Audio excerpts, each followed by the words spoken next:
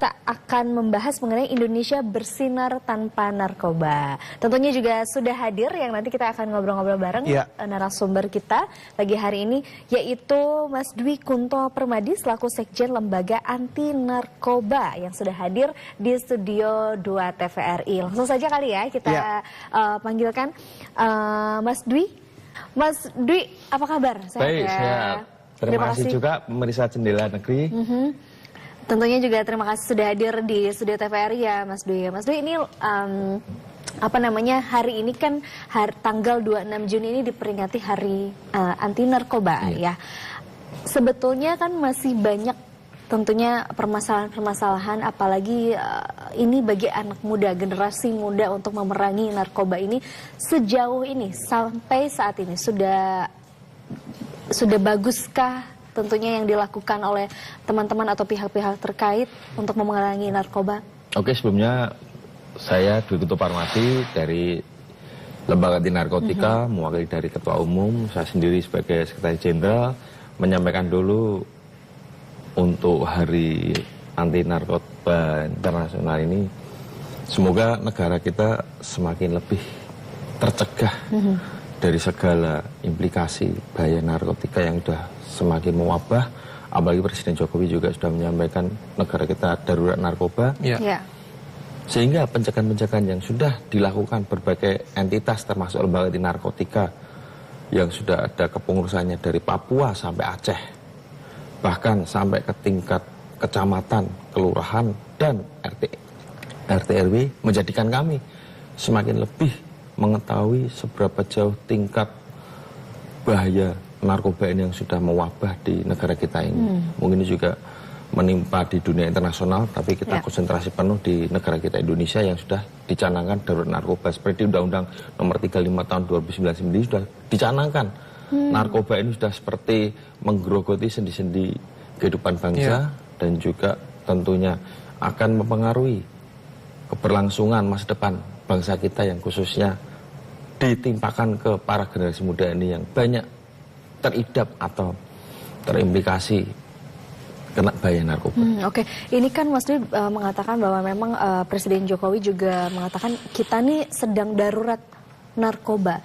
Itu kenapa bisa akhirnya mungkin dari tahun ke tahun apakah terus naik dan mengapa ini bisa terjadi, Mas Dwi? Bahkan di lembaga permasyarakatan sendiri lebih dari 55% para warga binaannya korban dari penyalahgunaan narkoba. Semengerikan itu, bahkan sampai kebijakan-kebijakan publik yang menyangkut keberlangsungan pembinaan para pecandu maupun para korban penyalahgunaan narkoba ini sudah menjadi atensi ketat bagi negara.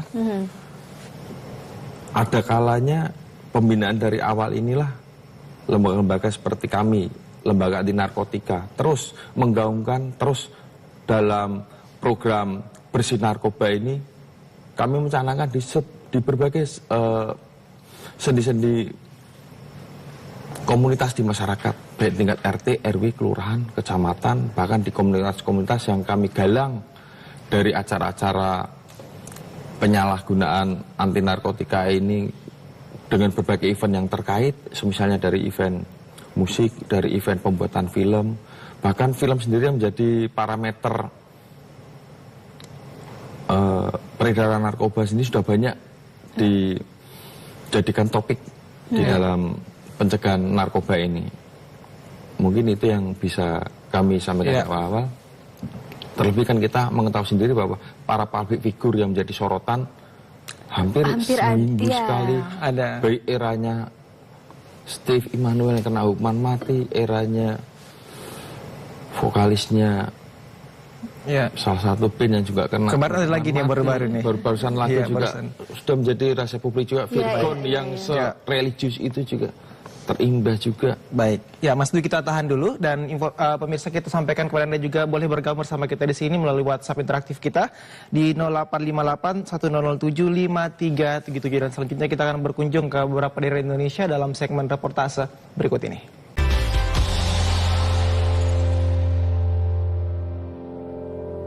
Lihatlah sang ibu pertiwi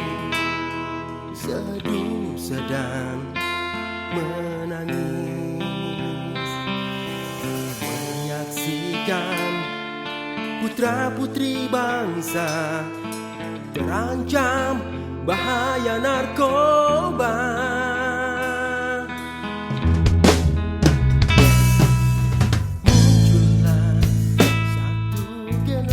Baik, untuk reportase pertama kita akan menuju ke Maluku ya, Andin. Oke, Monica, di Maluku ini akan menginformasikan jalan panjang menuju Indonesia bersinar. Ini seperti apa informasinya? Silakan, Monica. Kalau kita berbicara tentang pengungkapan dan pencegahan peredaran serta penyalahgunaan narkotika, memang tidak semulus seperti yang dirancang pemerintah, baik di tingkat nasional maupun juga daerah. Berbagai kendala masih dihadapi. Diketahui, penyalahgunaan narkotika serta peredarannya telah mencapai seluruh penjuru daerah dan tidak lagi mengenal strata sosial masyarakat. Di penyalahgunaan narkotika saat ini tidak hanya menjangkau kalangan yang tidak berpendidikan saja, akan tetapi juga menyebar di kalangan berpendidikan juga, pemirsa. Di Maluku, untuk penindakan penyalahgunaan masih berjalan sesuai prosedur dari Badan Narkotika Nasional. Namun yang menjadi kendala yakni belum adanya payung hukum sebagai landasan langkah penindakan. BNNP Maluku menyebutkan sampai saat ini belum ada peraturan daerah sebagai akses bagi BNN untuk mencegah peredaran gelap narkoba, khususnya di berbagai daerah di Maluku. Meski begitu, pemirsa, BNNP Maluku akan tetap sebagai pihak terdepan dalam memberantas jaringan pengedar narkoba di Indonesia. Berikut ini kita ikuti bersama statement dari BNNP Maluku. Dalam pemberantasan BNN harus melengkapi tentunya instansinya atau lembaganya dengan membentuk regulasi yang dibutuhkan.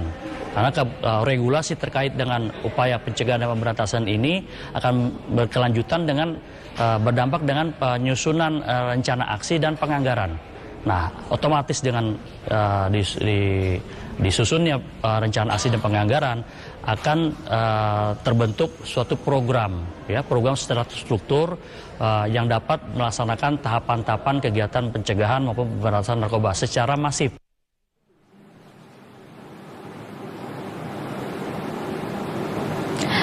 Pemirsa, meski belum ada acuan undang-undang, namun sejauh ini pengungkapan dan pencegahan peredaran gelap narkoba dilakukan BNN secara konsisten, yakni dengan upaya preventif dan juga represif. Sementara dari unsur kepolisian dalam hal ini Ditres Narkoba yang berkolaborasi dengan BNN menyatakan hasil tindakan pengungkapan kasus narkoba di Maluku tercatat hingga Juni 2024 sebanyak 111 kasus dan berhasil mengamankan 132 tersangka. Berikut ini kita ikuti bersama keterangan dari Dirres Narkoba Polda Maluku.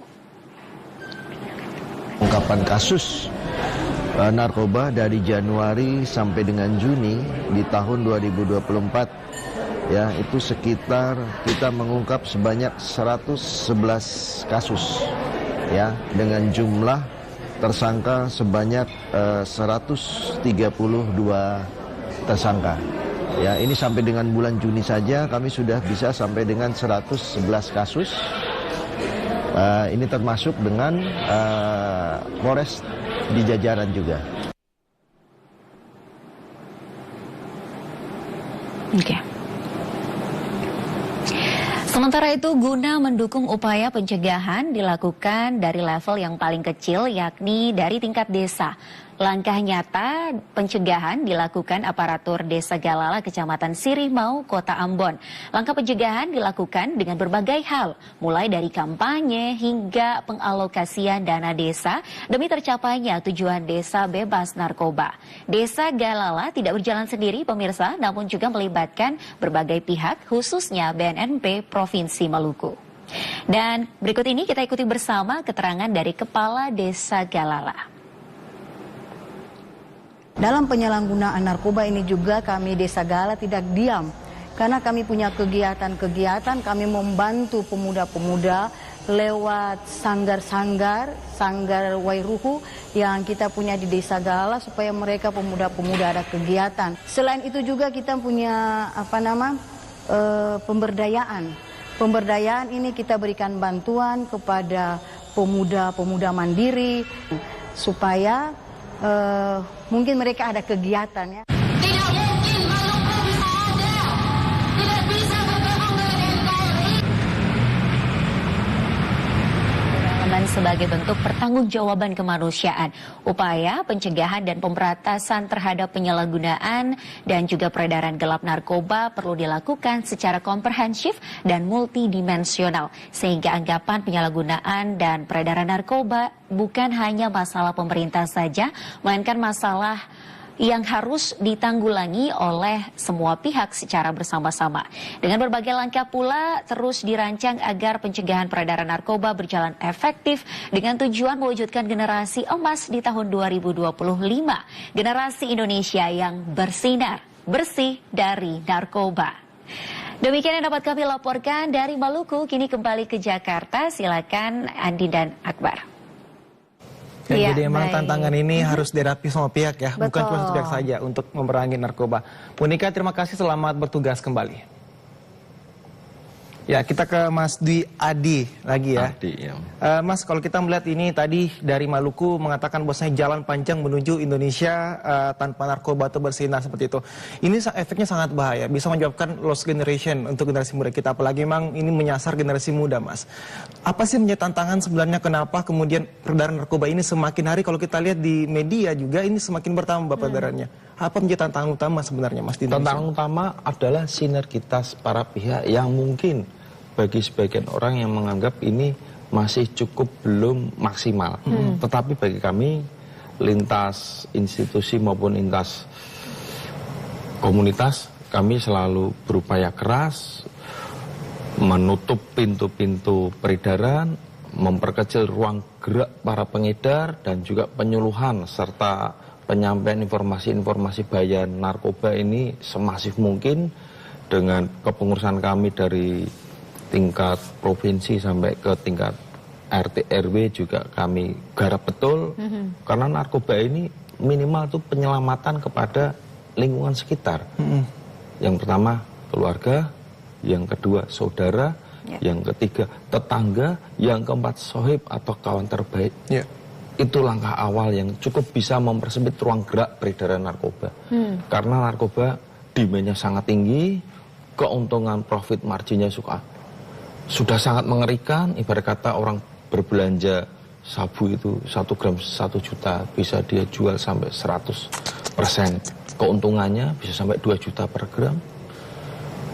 Dan menyangkut dari peredaran yang supermasif ini sudah sangat mengerikannya melanda di dunia, khususnya di Indonesia ini. Memang perlu sinergitas, penyelarasan konsep-konsep untuk bisa mencegah bersama-sama, untuk bisa menahan, membendung seluruh lini masuknya, khususnya jalur tikus maupun peredaran yang sangat gelap. Kalau tidak dengan upaya keras dari para pihak, kita hanya menyaksikan lost generation di kemudian waktu. Oke, Mas Dwi, ini peredaran gelap narkoba ini sudah ditangani oleh beberapa pihak atau banyak pihak bahkan, tapi kasusnya terus naik. Ini sebetulnya apa sih masalahnya, Mas Dwi? Yang pertama memang tidak bisa dipungkiri keterbatasan dari anggaran negara, yang sehingga satu personil yang semestinya mengawasi afdolnya di 5.000 orang para pengguna, ini bisa sampai 20-30 orang yang harus tersoroti, sehingga keterbatasan kemampuan pengawasan maupun controlling inilah menjadi celah-celah bandar maupun peredaran narkoba sangat tidak bisa dibendung dengan seksama maupun intens. Tetapi kita tidak menutup langkah, kita tidak surut kinerja maupun langkah.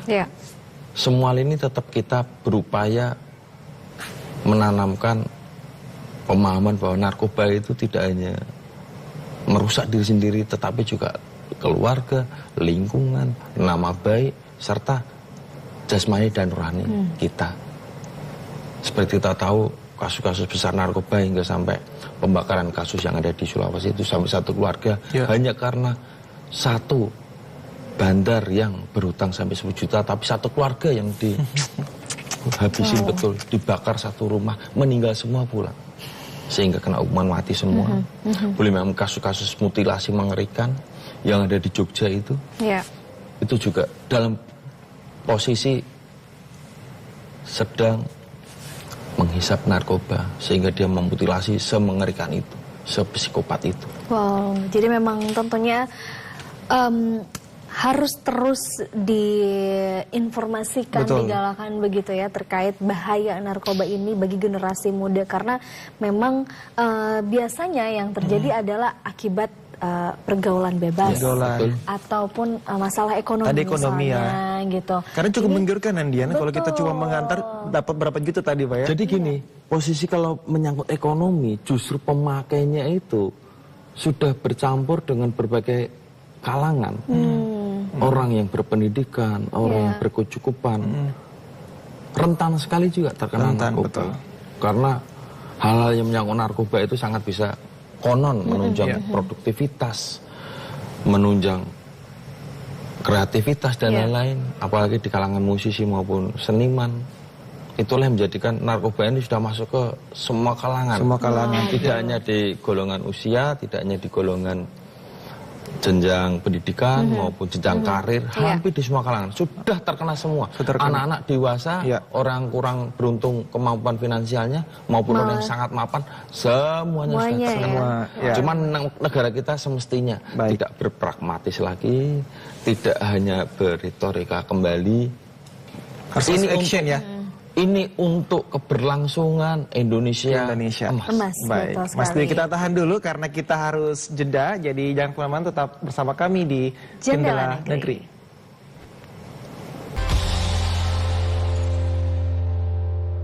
Halo sobat bersinar, sobat bersih narkoba. Oke, kali ini kita akan bahas tentang masalah peredaran narkoba di negeri kita tercinta. Kalian pasti bertanya-tanya, kenapa narkoba nggak pernah habis di negeri ini?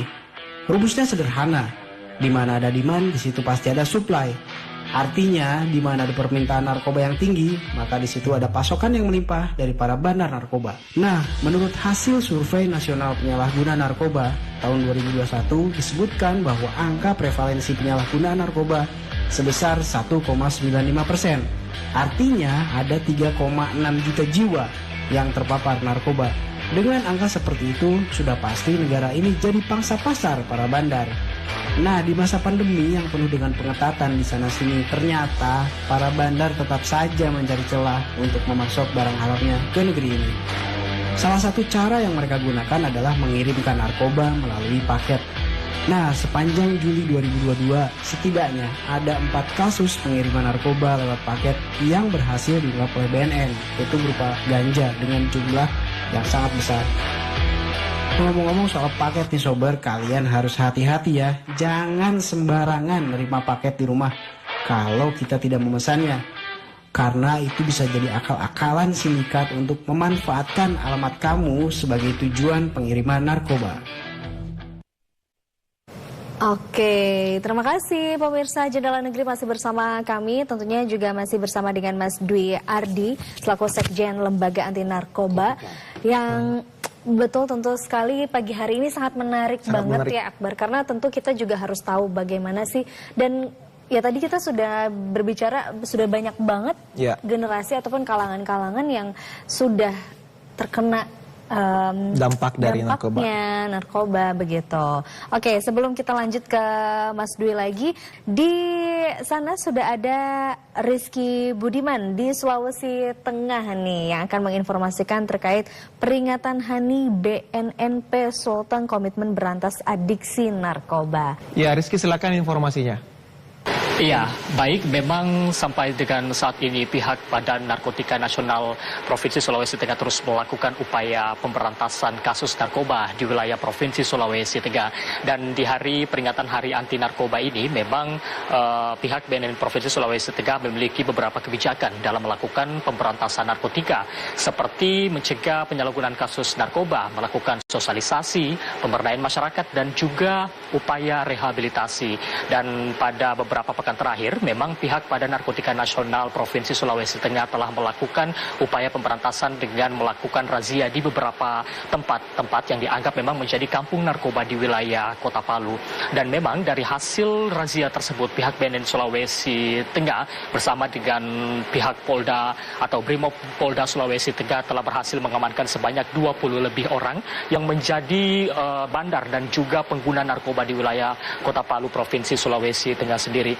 Dan selain itu, upaya yang dilakukan BNNP Sulawesi Tengah sendiri juga melakukan sosialisasi, di mana dalam tahap sosialisasi pihak BNN tidak hanya menyasar beberapa masyarakat, namun juga menyasar para pelajar, baik di tingkat sekolah dasar maupun di tingkat sekolah menengah pertama dan sekolah menengah atas. Dan pada tahap sosialisasi ini, pihak BNNP Sulawesi Tengah memberikan edukasi dan juga informasi kepada setiap masyarakat dan juga para pelajar terkait pentingnya atau terkait dampak yang ditimbulkan jika mengonsumsi narkoba, seperti dapat merusak saraf dan juga pikiran, serta dapat membawa gaya hidup dan juga pola pikir seseorang ke arah yang lebih negatif. Dan selain itu, pihak BNNP Sulawesi Tengah juga melakukan upaya lainnya, yakni melakukan pemberdayaan terhadap masyarakat yang memang berada di beberapa kampung-kampung narkoba, di mana mereka diminta untuk terus melakukan kegiatan-kegiatan positif agar tidak terjerumus pada aksi atau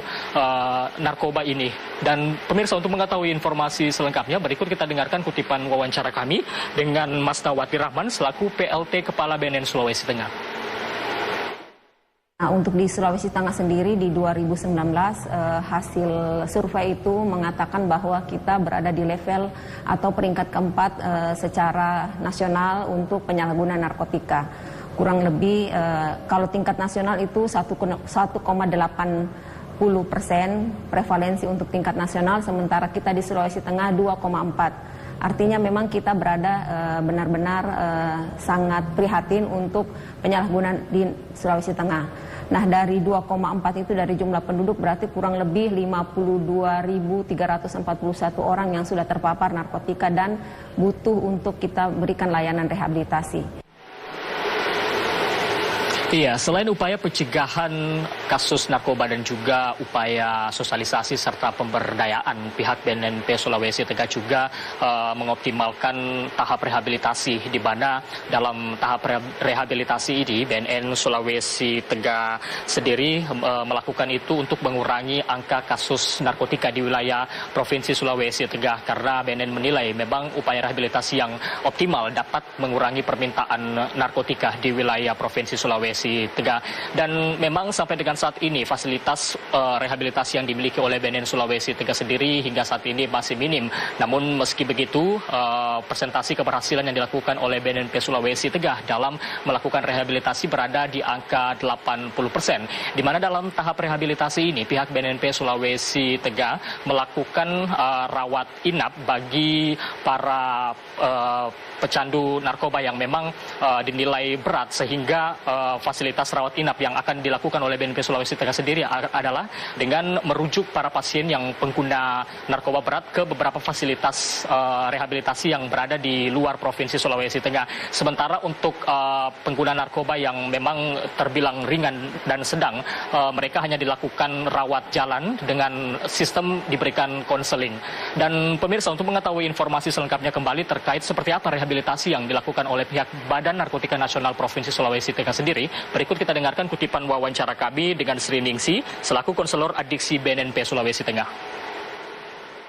Jadi kami di BNNP memiliki klinik pertama Mosipa Kabelo, di mana kami melayani rehabilitasi rawat jalan. Jadi ketika ada klien datang melapor ke kantor, kami layani pertama dengan penerimaan awal.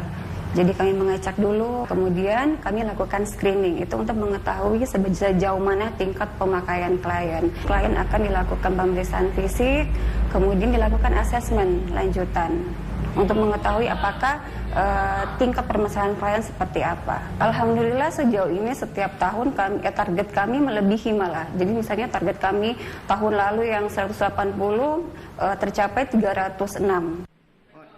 Iya, pada peringatan Hari Anti Narkoba sendiri memang pihak BNNP Sulawesi Tengah mengharapkan seluruh pihak agar membantu bersama-sama memberantas kasus narkotika di wilayah Provinsi Sulawesi Tengah. Sebab pihak BNN menilai bahwa upaya pemberantasan narkoba memang tidak hanya menjadi tanggung jawab bagi para penegak hukum, namun juga masyarakat dan pemerintah sangat berperan penting dalam melakukan upaya pencegahan bahkan pemberantasan kasus narkotika di wilayah Provinsi Sulawesi Tengah. Demikian Akbar dan juga Andin yang dapat kami informasikan, kembali ke studio. Baik, Rizky Budiman, terima kasih atas informasi Anda. Tentunya selamat bertugas kembali dan salam untuk teman-teman di sana ya. Ya, kita kembali ke Mas Dwi ya, Andin ya. Tadi kita sempat bercakap juga nih sebelum ini tayang. Mas Dwi, bagaimana kemudian yang bisa kita lakukan sebagai masyarakat atau teman-teman sekitar dalam melaporkan apabila ada kejadian di sekitar kita? Apakah ada undang-undang yang mungkin melindungi kita untuk dapat membantu setidaknya? Karena untuk akses langsung ke pengedar mungkin agak susah ya. Apa gimana Mas? Oke, jadi analogi gini, kita ini ada di pos kampling, terus ada pencuri. Iya. Kan kita punya juga menangkap pencuri itu. Gitu. Iya. Sama juga kita misalnya ada pengedar narkoba gitu, ya kita punya hak untuk menangkap. Untuk menyerahkan ke pihak yang berwajib. Undang-undangnya pun ada, tetap undang pelindungan saksi dan korban. Tetap kita melindungi juga para pihak atau anggota lembaga anti narkotika yang kebetulan menangkap para bandar maupun para pengedar. Ya kita melindungi secara hukum karena di lembaga anti narkotika sendiri ada 12 divisi. Di situ ada divisi tata niaga, divisi hukum dan juga advokasinya, semuanya lengkap. Seperti halnya di lembaga anti narkotika memberikan wadah yang bergabung pun bisa berkreativitas, bisa berniaga, bisa menyampaikan berbagai simulasi bagaimana pencegahan narkoba. Di lembaga anti narkotika sendiri yang sudah berdiri di 8 tahunan perjalanan ini, kita spotlight program PBN, program bersih narkotika atau narkoba ini yang selalu kita dengungkan dengan berbagai layanan masyarakat, pendampingan para penyalahguna narkoba. Kita kalau untuk penyalahguna narkoba, kita pendampingan sampai ke rehabilitasi maupun penyembuhannya. Dengan menghantar, dengan pendampingan maupun asesmen ke pihak-pihak yang merasa terkena dampak dari narkoba, bisa kontak ke kami di 0858 11 35 7000 maupun di call center kami yang ada di media sosial, yaitu Lembaga Anti Narkotika. Berarti ini juga bisa buat perlindungan juga ya, apabila teman-teman melihat kejanggalan nih di sekitarnya, bisa langsung ke LAN ya, untuk perlindungan tadi. Dan insya Allah kalau sudah bergabung di Lembaga Anti Narkotika sendiri, para bandar, para pengedar mikir 2 kali untuk mencekoi, untuk mempengaruhi, atau untuk menawarkan. Karena dia menawarkan ke anggota lembaga anti narkotika, seperti halnya kalau di bahasa Jawa itu ulo marani gebuk. Jadi dia menghampiri dengan terperosoknya sendiri atau tertangkapnya dirinya sendiri sebagai pengedar narkotika atau narkoba. Itulah tentunya pencegahan ini harus dimungkin kita gembar-gemborkan terus, kita suntikan terus, khususnya ke pihak orang-orang terdekat kita, minimal keluarga, saudara, tetangga, sohib. Itu yang paling vital. Karena itu sangat rentan sekali. Orang sekarang sudah sangat susah untuk dideteksi terkena dampak narkoba atau memakai narkotika. Karena orang sudah penuh drama, sudah sangat bisa mentreatment dirinya sendiri dengan bersandiwara, dengan berrekayasa demikian rupa, sehingga dia sangat susah terdeteksi kalau tidak ada cepu atau tidak ada yang tangkap tangan. Seperti itu. Cepu tuh, jangan sampai. Ini cepu yang baik ya. Cepu yang baik. Untuk menyelamatkan bangsa. Betul. Cuman gini, kadang itu kan cepu kan mendapatkan upeti dari pihak-pihak tertentu. Khususnya reward lah. Rewardnya itu antara 3 sampai 8 juta bahkan. Nah, ini kita masih lanjut apa masih ya? Masih penasaran kita. Masih penasaran nih, masih terus sebetulnya tadi kan banyak yang sudah dilakukan oleh LAN sendiri terkait memberantas narkoba.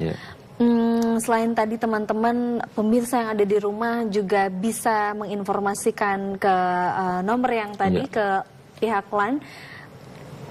Hal apa saja atau peran apa saja yang sebetulnya sudah dilakukan LAN, teman-teman di LAN sana terkait memberantas narkoba? Jadi Lembaga Anti Narkotika sendiri atau LAN ini secara algoritma kita mungkin jadi media darling. Karena kalau ketik lembaga anti narkotika itu sudah papan 1. Kemudian untuk media sosialnya dari YouTube, dari Instagram, dari TikTok, kita sudah ditonton lebih dari 30 juta viewer. Dicek aja nanti. Kasus seperti WNA Rusia Kortukov Artem ini yang menjabat wakil komandan Walet Reaksi Cepat Provinsi Bali, karena satu dan lain hal dia terdeportasi dengan berbagai alasan. Sudah hampir 1 tahun ini di Vietnam dan juga di Laos.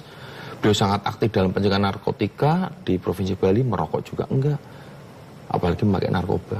Cuman karena dia sangat giat di pemberantasan narkotika, sehingga ada pihak-pihak tertentu yang akhirnya dia harus keluar dari tanah Indonesia.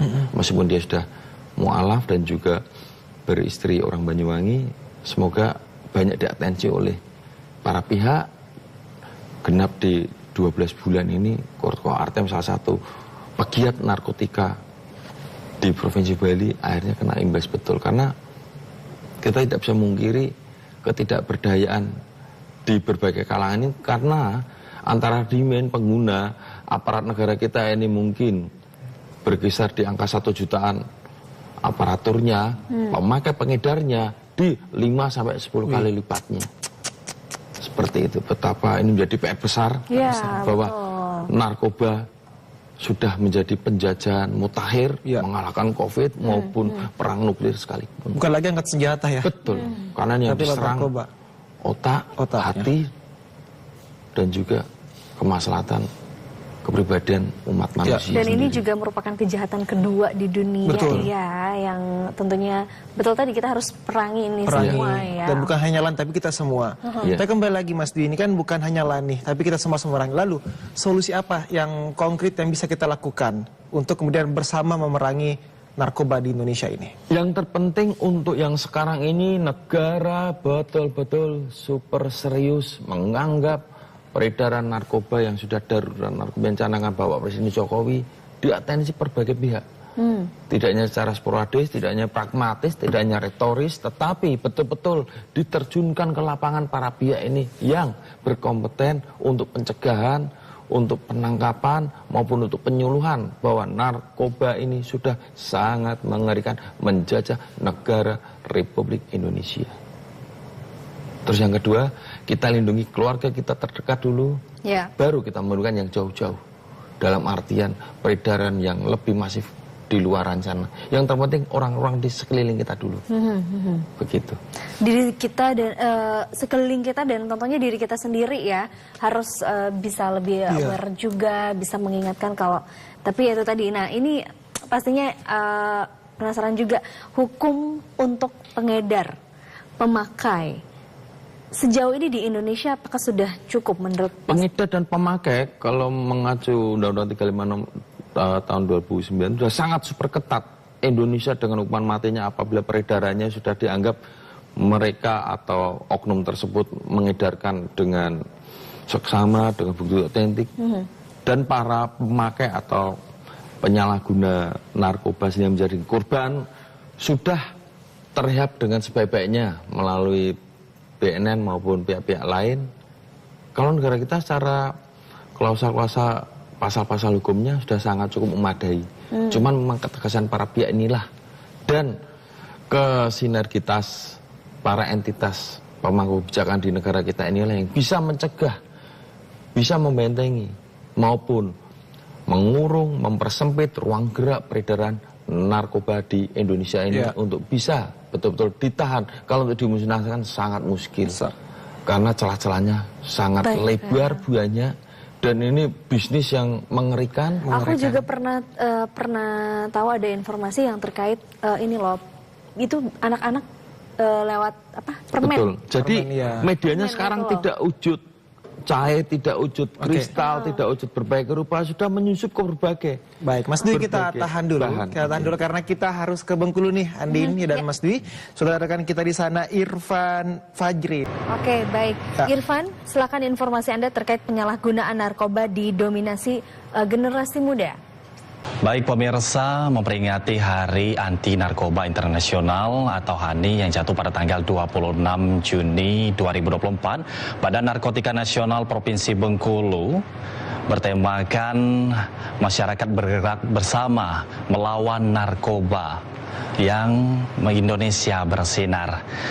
Narkoba, narkotika, psikotropika, dan zat adiktif lainnya adalah suatu zat yang memiliki efek buruk, kecanduan, dan halusinasi. Efek inilah yang dimanfaatkan sebagian besar masyarakat dan juga generasi muda kita untuk mencoba narkoba, mencoba sensasi baru. Nah, kita akan mendengarkan bagaimana tanggapan dari Duta Anti Narkoba, Rafli. Berapa dampak membahayakan yang narkotika ini sebenarnya memang sangat-sangat di level yang sangat ekstrim, dikarenakan dampak dari penyalahan narkoba ini menyebabkan pertama dari dampak kesehatan dan dampak pikiran orang-orang yang telah mengkonsumsi narkoba. Karena kenapa? Pertama mulai dari pikiran, bahkan untuk generasi muda yang telah mengkonsumsi narkoba ini memiliki dampak pikiran yang kacau, kesehatan yang rusak, sampai-sampai menyebabkan kematian.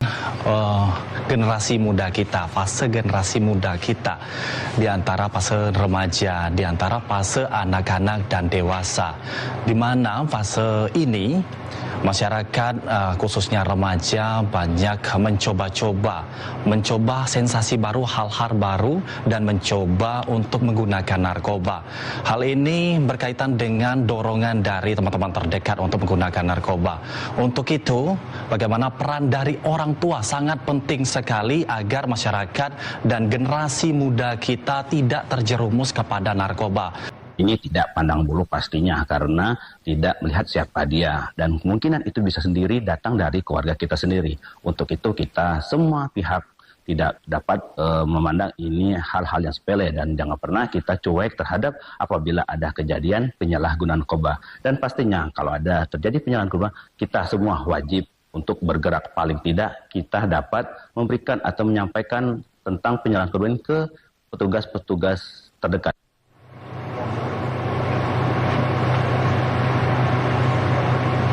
Ya, itu tadi wawancara dari Bapak Nuce Marlianto selaku penyuluh dari Badan Narkotika Nasional Provinsi Bengkulu. Nah, pemirsa, Badan Narkotika Nasional Provinsi Bengkulu mencatat ada 19.998 orang yang sudah terpapar menggunakan narkoba. Ini artinya 1,30% dari jumlah penduduk yang ada di Provinsi Bengkulu sudah menggunakan narkoba. Badan Narkotika Nasional Provinsi Bengkulu juga mencatat ada 34 daerah yang rawan akan penularan dan penyebaran narkoba. Berikut kita akan menyaksikan peran dari orang tua bersama Ibu Linda Oktaviani. Peran kita sebagai keluarga utamanya kepada anak-anak, mungkin saat ini kita harus lebih dekat dengan anak-anak. Hubungan harus lebih harmonis dengan anak-anak. Selain itu juga pendidikan agama harus lebih ditingkatkan. Kita juga tidak bisa ke anak-anak zaman sekarang ini hanya bisa memerintahkan instruksi ini itu. Kita juga harus menjadi teladan buat mereka. Ya, lanjut pemirsa, Undang-Undang Narkotika Pasal 1 Ayat 1 Nomor 35 Tahun 2009 menyatakan narkoba adalah jenis obat-obatan terlarang yang berasal dari tanaman alami dan non-alami, sintetis dan semi-sintetis. Penggunaan narkotika secara langsung adalah menyebabkan halusinasi penglihatan, halusinasi pendengaran, halusinasi perasa, dan juga berdampak buruk bagi lingkungan kita, dan bahkan pengguna narkoba bisa mengakibatkan bunuh diri. Penggunaan narkoba juga bisa terkena penyakit menular seperti HIV, AIDS, hepatitis, TBC, dan juga lain-lain. Untuk dampak buruk juga penggunaan dari narkoba ini sendiri bisa dikucilkan dan di lingkungan kita, dan pengguna narkoba bisa terkena dampak dari isolasi sosial. Untuk menuju Indonesia bersinar bebas dari narkoba, maka kita harus menjauhi namanya narkoba. Sekian laporan dari kami, kembali ke teman-teman. Akbar. Oke, baik. Irfan Fajri, terima kasih atas informasi Anda. Tentunya selamat bertugas kembali ya. Oke, ini masih bersama dengan Mas Dwi dari Lembaga Anti Narkotika. Ya. Tentunya juga tadi kita ngobrol, wah semengerikan itu. Ya. Ternyata sejauh ini atau hingga tahun 2024 ini pengedaran narkoba semakin banyak begitu. Terus juga generasi-generasi muda, tapi tidak hanya generasi muda ternyata ya dari berbagai kalangan.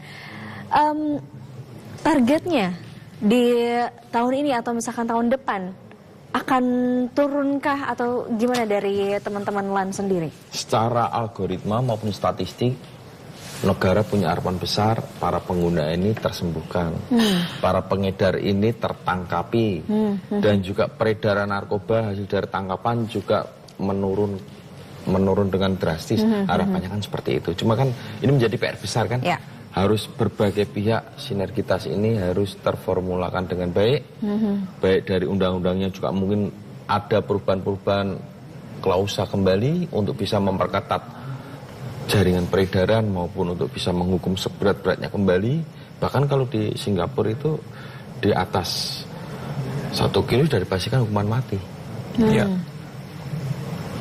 Wow. Seberat itu, apalagi di Cina ya, lebih mengerikan lagi. Lebih mengerikan lagi. Kamboja gitu-gitu ya. Tidak menunggu setahun, 2 tahun, 3 tahun, bahkan hitungan bulan sudah tereksekusi. Berarti dibutuhkan ketegasan-ketegasan juga ya untuk berani.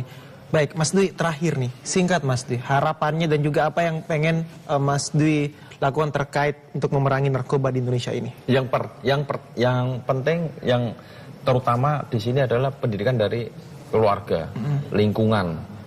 Tetap ibadah, religi itu menguatkan dari keimanan seseorang untuk tidak menjerumuskan dirinya ke bahaya narkoba.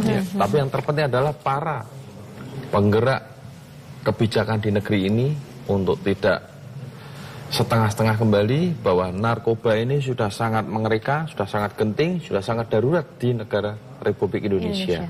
Perlu ketegasan para pihak dan juga perlu sinergitas para pihak untuk bisa menggerus, untuk bisa mengkerucutkan kembali apa itu bahaya narkoba yang sudah sangat masif ini, sehingga generasi bangsa masih tetap bisa tersenyum, sehat, membangun negara ini dengan sebaik-baiknya. Dan menuju tadi generasi Indonesia emas. Ya. Oke. Mas Dwi, Kunto terima kasih. Permadi ya selaku Sekjen Lembaga Anti Narkotika. Terima kasih sudah bergabung bersama kami memberikan informasi kepada pemirsa Jendela Negeri. Pastinya semoga harapan kita semua bisa lebih aware lagi.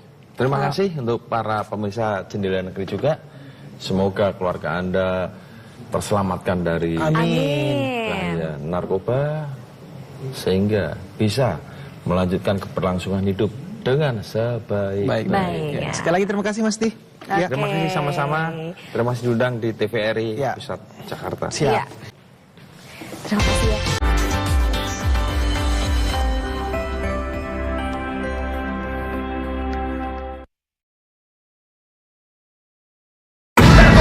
Berantas tuntas, satu bersih.